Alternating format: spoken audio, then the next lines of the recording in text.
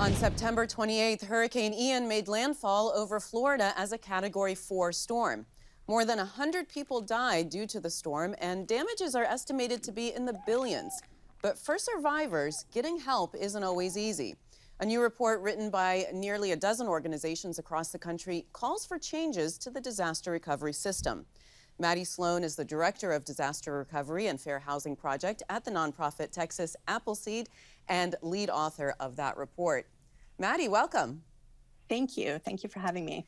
Your report says that survivors experience, quote, the disaster after the disaster, and that the recovery system is broken. Why? I mean, it's absolutely broken. This report comes out of the lived experience of disaster survivors from across the country, and the recommendations come from them. Overall, we can look at, the past decade of disasters and see that people are not fully recovered, that some families and communities are left behind and less able to recover, and that we are not better protected for future disasters.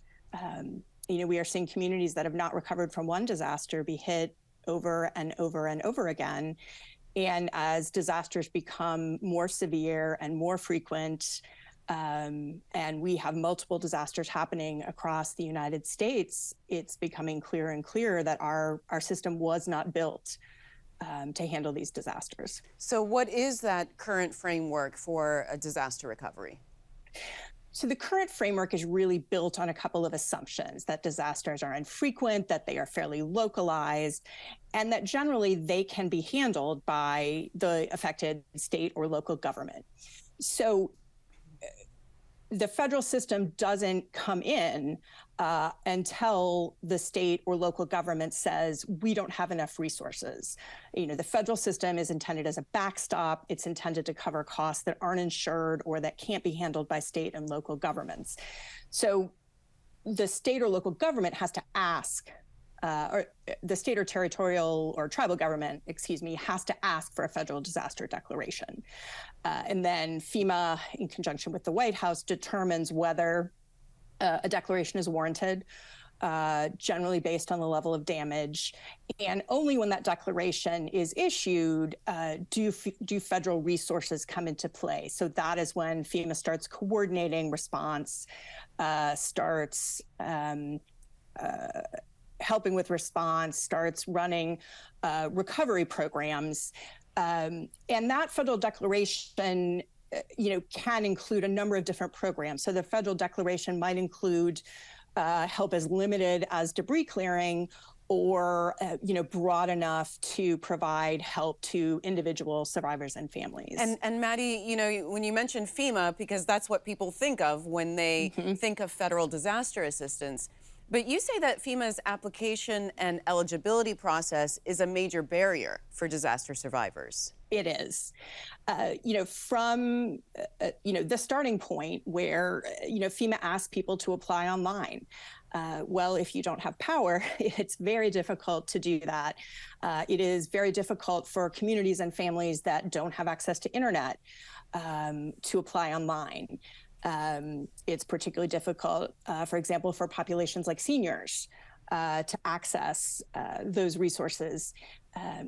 People wait on hold for hours, when they try to apply over the phone, or struggle to get to disaster recovery centers where FEMA is supposed to help them fill out applications. There are very extensive documentation requirements. Many people have lost documentation in a disaster, and it can take time, effort, and money to get copies of that documentation. And you do make recommendations to improve barriers. You say the first one is to get money to people fast. So what are some of the ways the federal government can do that? Well, I think we saw that during COVID-19 with tax credits, with the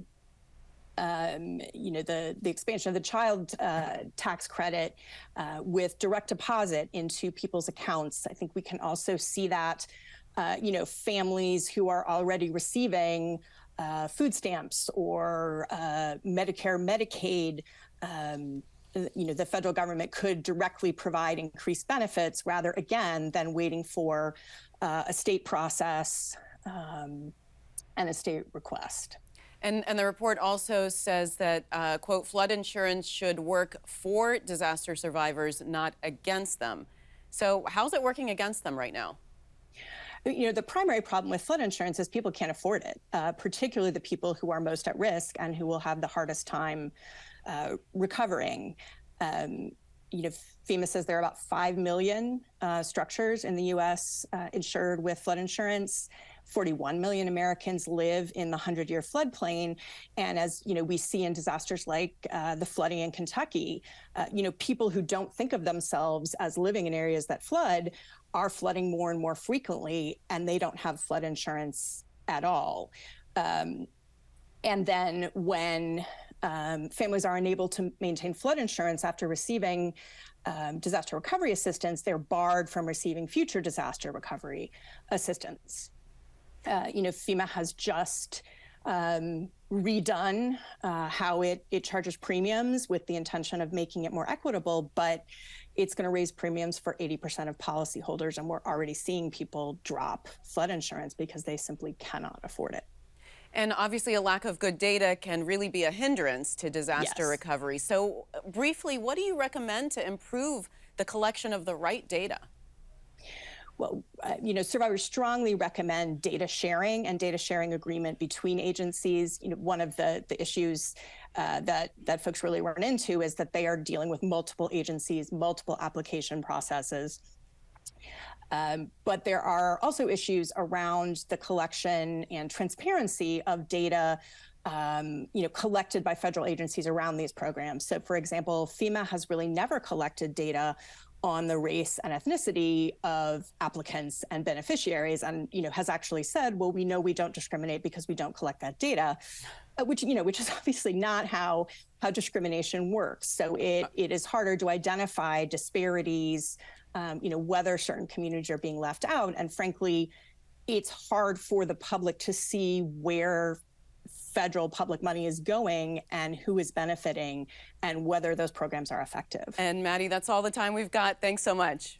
Thank you. Thanks for watching. If you enjoyed the video, give it a thumbs up and subscribe to our channel so you don't miss out on any future Government Matters interviews.